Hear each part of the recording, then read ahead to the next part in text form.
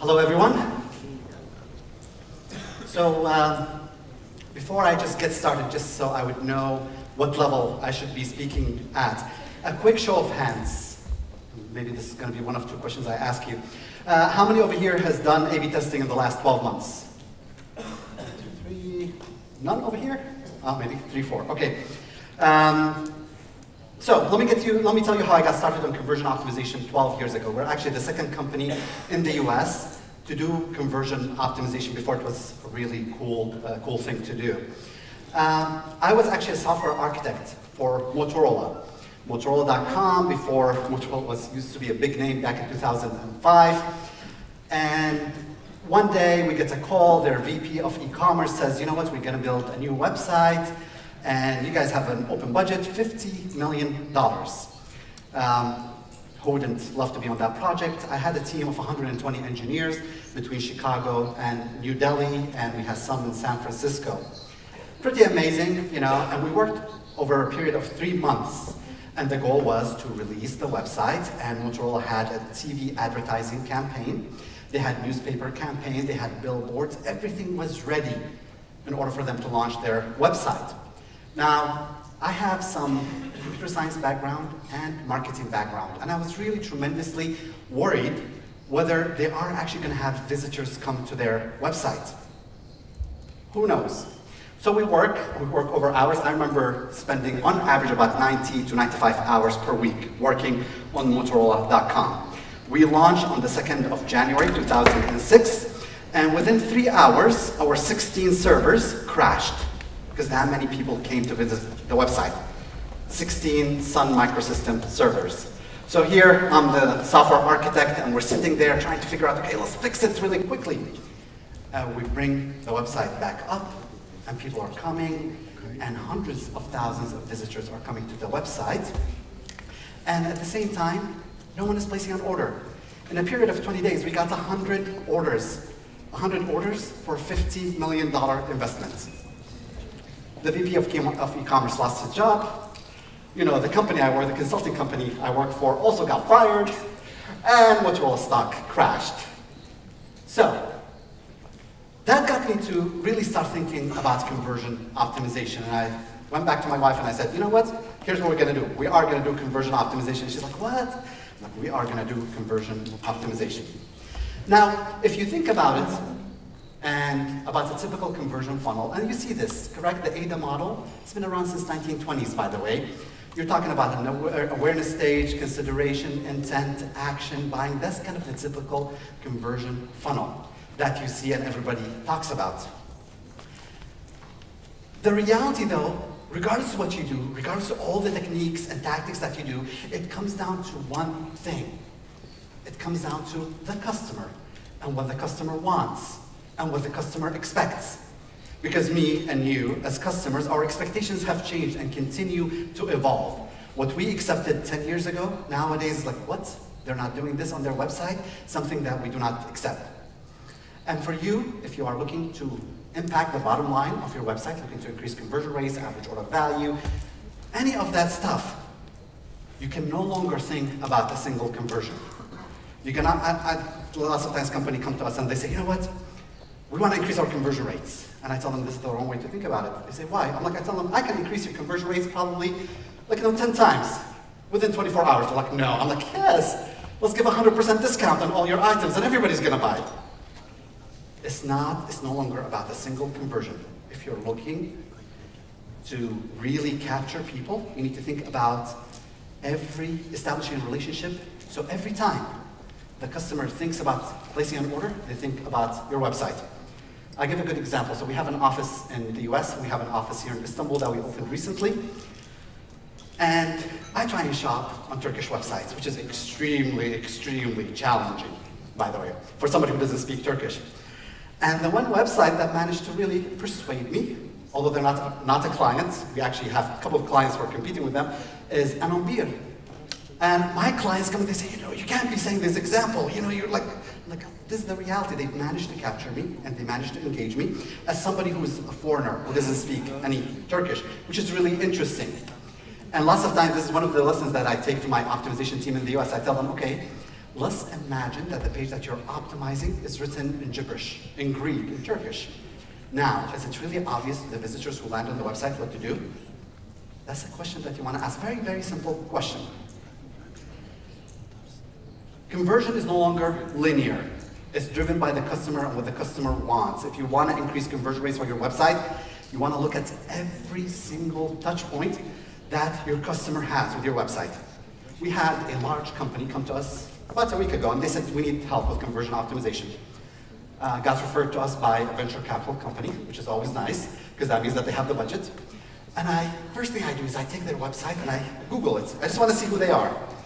And I see the reviews. I mean, horrible. Like one star, one star, one star. I'm like, whoa, whoa, whoa. You don't have a conversion problem, you have a reputation problem. No one is going to place an order with you if they read those reviews. Yeah.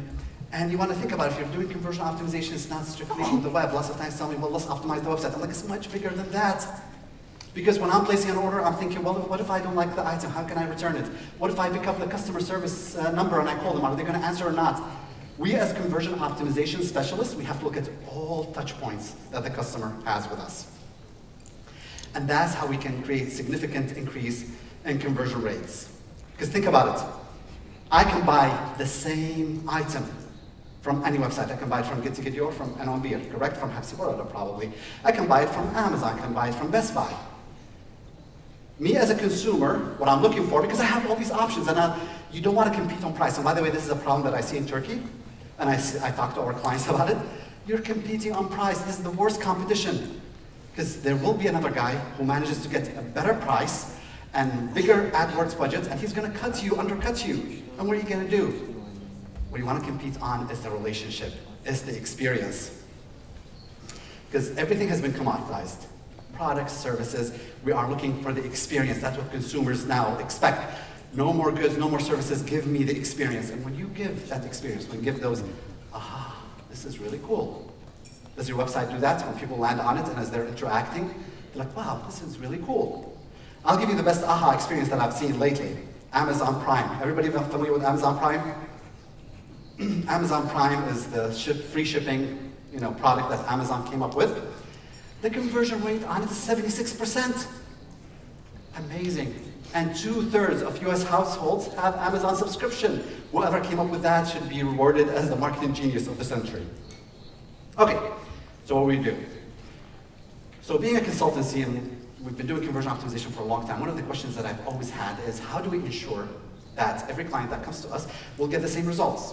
And that's the problem working with consulting companies. If you're working with a good consultant, great. If you're working with a bad consultant, or the consultant had a fight with their wife, or the wife had a fight with the husband, or the kids are really sick, you get bad recommendations. So you want to create a system, and that system will generate consistent increases in your conversion rates, will impact your bottom line. I'm going to share with you the process that we follow. We follow it in a lot more detail. So this is something that we've developed over 12 years, and we've tested it with large and small companies, from the eBays, 3M, Special Olympics, Ericsson, to the small companies that you haven't heard of, but what we know that it works. And the beauty of where it works, that it actually generates increases in conversion rates. We saw the data from Hajar when he was talking about the results that Optimizely ran for testing. You guys remember what was the success rate for A/B testing that he showed? 26%. So you go, you invest in software, A/B testing, you bring a developer, a designer, you're thinking, and 26% success rate. By the way, Google's data shows 10% success rate for A/B testing. That is worse than flipping a coin. I always tell people, if you're going to do that, don't hire an optimization company, just flip a coin and just see. Let's, if you flip a coin, you get the 50%. So here is the process that we follow. And I'll go quickly through some of those steps. There's a lot more details. I actually I teach a workshop on each one of those boxes. I'm flying to New York to teach 2 classes on 2 of those boxes, so I'm going to run quickly through them, but you can do your research. What I hope to do today is at least intrigue you to get you started with thinking. First thing you want to do is to investigate. So if you're starting out, first thing you do is you do what we call heuristic analysis. And by heuristic analysis, you start looking at the website. You say, okay, what are the most common paths that visitors do on my website? So if you're an e-commerce website, what's a common path? Very simple. People land on my website, and they search for a product, and they add the product to the shopping cart, and they place an order. That's one path. Another path, somebody placed an order, maybe they'll return the item. A third path, maybe somebody will use search. So you identify the top common paths that people do on your website. You sit with your team, 5, 6 of you. This is not an individual exercise, by the way. It's a group exercise. And you start following these paths. You actually do them. You do them on a mobile device, you do them on desktop, and you start recording. What do you see? Where is the website broken? And what's amazing to me, like, it sounds so simple. People, when they do it, they are just shocked by the things, because we think that we know our websites until we put ourselves in the shoes of our customer. There are other methods that you can do, and you can Google those methods. So the pure method is an amazing method that we follow. Cognitive exploration, another method that you can follow. All these fall under the heuristic evaluation. Now, as you do this, there are 2 different lists that you come up with. There's a list what we call stop the bleeding. You see it, and things are broke. You just go ahead and fix it, you don't test. And at the same time, you might end up with some really cool ideas to say, you know what, we can test this. Let's think about this, let's explore this further. I always tell people, you know, we all go to restaurants. Not a single chef on the face of the earth had ever cooked a bad meal. You ask them, like, my cooking is really amazing. But many of us, consumers, have eaten many, many bad meals, correct? Same thing applies to designers. Designers always think, I'll design the most amazing website. But users and visitors to the website will probably disagree. I'll show you a simple heuristic evaluation. We're doing heuristic evaluation for a client, one of the largest in India. Very simple. We said, okay, let's land, and we're testing their website on an iPhone or a Samsung. And we're saying, okay, let's search for an item. Where's the search bar? There's no search bar on iPhones. We're like, really? No search bar on iPhones? So we called them up and we said, listen, we don't need to test this. Just add search bar for all devices, 25% increase in conversions.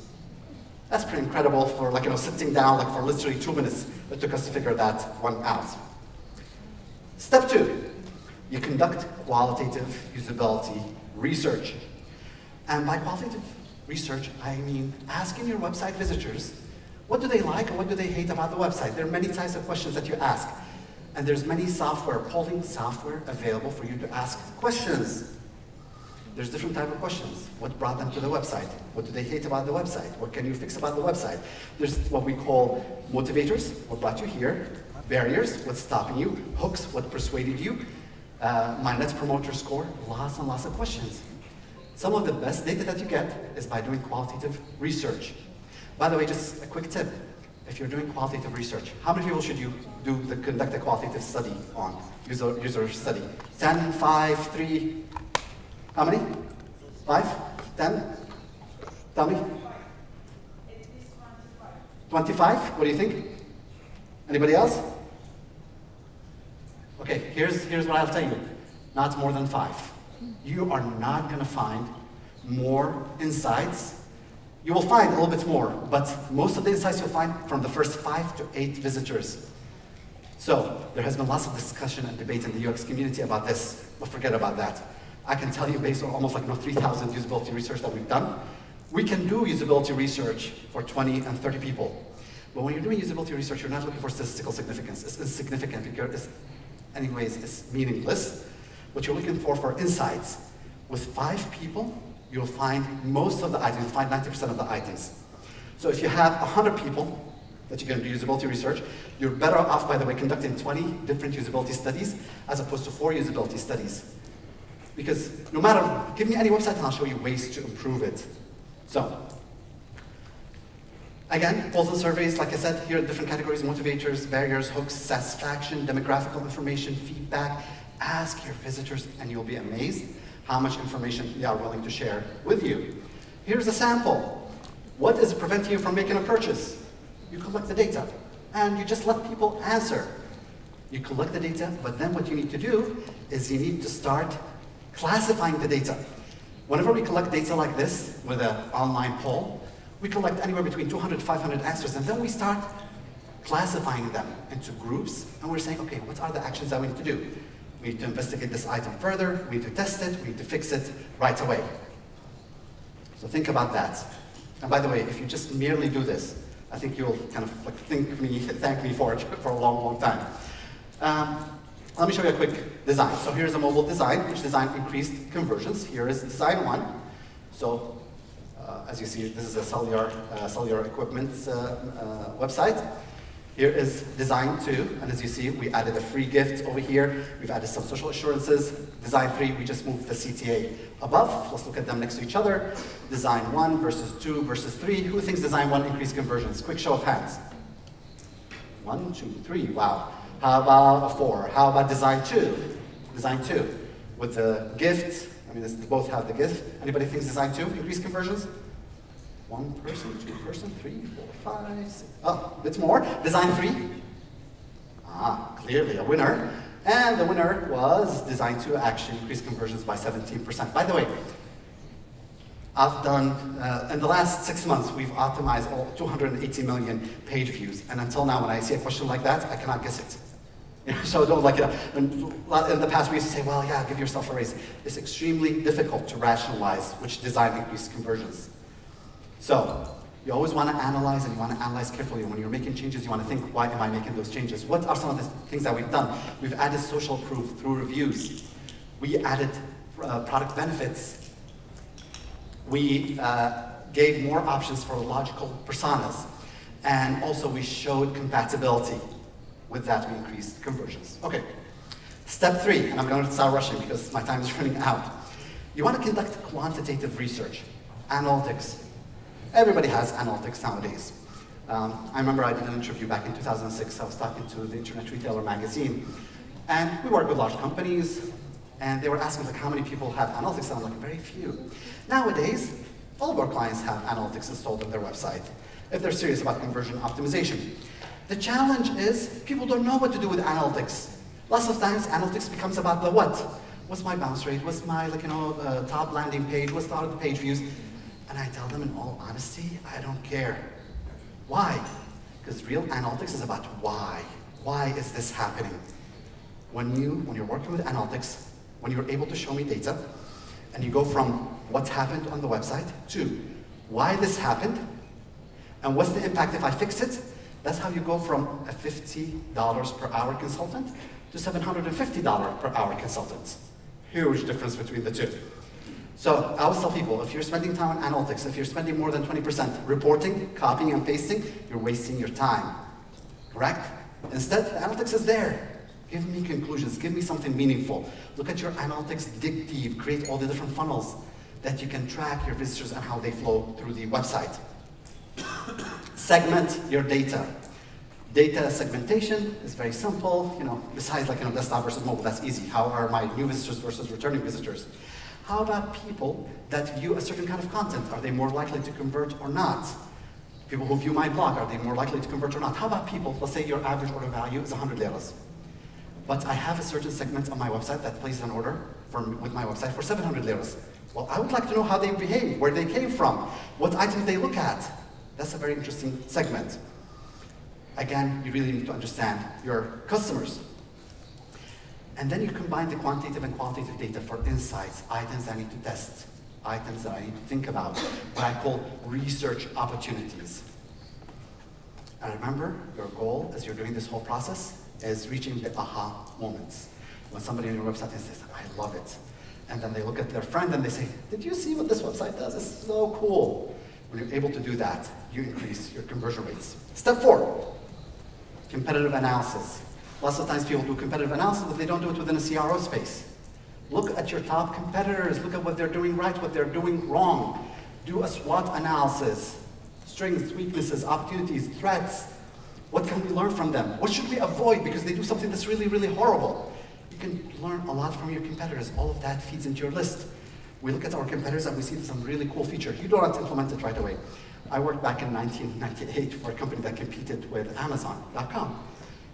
And our CMO strategy was to copy Amazon. Amazon had a conversion rate of 18%. We had a conversion rate of 1%, no matter how much we copied them. And I tried to talk to him. I was like, we need to really rethink through that. And he's like, no, let's copy Amazon.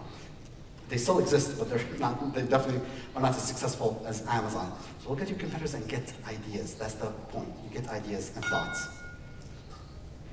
We finished, as you see over here, the first 4 steps. I'm going to run through the other ones. By the way, if you do conversion optimization, usability, jot down this URL so we conduct an annual survey about conversion optimization. market trends, where you learn, you know, kind of like also like kind of how much pay conversion optimization specialists, UX specialists are making. So just jot this down. You can fill it. You can fill it out. investcro.com/S17 survey 17. Okay, I have all this data collected. Next thing you want to do is you want to identify the problems. I've collected a tremendous number of things on my website that needs to be fixed. A good conversion optimization specialist can identify anywhere between 100 to 200 problems on a website. So you identify them, you bring them all together. Then, for us, we use the conversion framework methodology. We've written a book, actually, it's on Amazon.com, best-selling book on conversion optimization. We detail this methodology that explains how people, whether they are persuaded to converge or whether they say, you know what, I hate this website. We talk about, like, you know, trust. If I don't trust you, I'm not going to buy from you. FUDs, fears, uncertainties, and doubts, incentives, engagement. I'm not going to go through all of this, but we analyze the problems and try and identify more problems through the conversion framework. You end up with 100, 150 problems. Next thing to do is like, well, how do I prioritize those problems? That's a big question that we always get. There's many, many methodologies. Wider Funnel, very famous company, started in Canada, has a methodology. Conversion Excel has a methodology. They use 4 factors.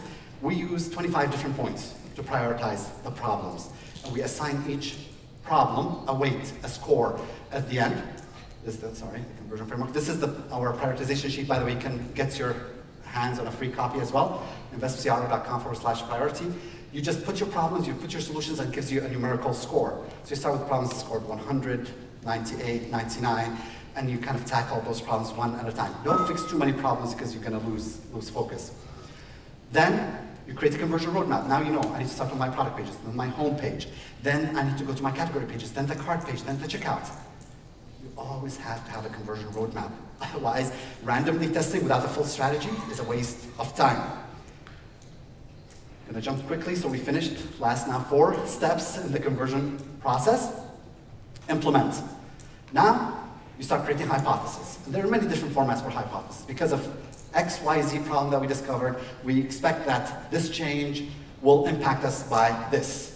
That's a hypothesis statement. There are different formats for hypothesis statement. You can just Google that, and you can find the right hypothesis statement. You create your hypothesis statement, and these are some samples, you know, of formats for hypothesis. Then you take the hypothesis and give it to your designer. You tell him, please, let's create new designs based on this hypothesis. Now, here's a problem lots of times, because we work with designers many times. And you end up with designs that have nothing to do with hypothesis. He said, well, I tried to fix this problem too, and I tried to fix the alignment, and I'm like, no. The only thing I want from you is to create a new design based on the hypothesis. That's the only thing that I'm testing. Then you conduct A/B testing. You make sure, at a minimum, by the way, we recommend running an A/B test for 2 weeks, nothing less, and we don't run an A/B test more than 4 weeks. Done like 4,000 plus successful A/B tests that we've designed ourselves. Don't run an A/B test more than 4 weeks. You'll be really polluting your data. And there are many methodologies as well. You can kind of Google A/B testing. There's plenty of good literature on it. Then finally, after you conducted your A/B testing, you want to do a post-test analysis, postmortem. What did I learn from the A/B test? Did I validate? Didn't I validate? Did I really have a winning design? I didn't have a winning design. Again, most A/B tests, only 10% of A/B tests on average succeed, or according to Optimizing, 26%. If you follow this process, we follow this process, we generate 78% success rate, which we are very, very proud of. But also it's very meticulous. We're very slow. We don't conduct more than 2 A/B tests per month, at the most, because we spend quite a bit of time doing the analysis, and that's what I wanted to do. Think, and then test. The testing is the easy part. So this is, again, the process, all put together, all 12 steps. You follow it, you will see an impact to your bottom line. I'll be hanging around for the next hour or so, and you can reach me on Twitter, Khalid H, or Khalid@invest.com. Thank you.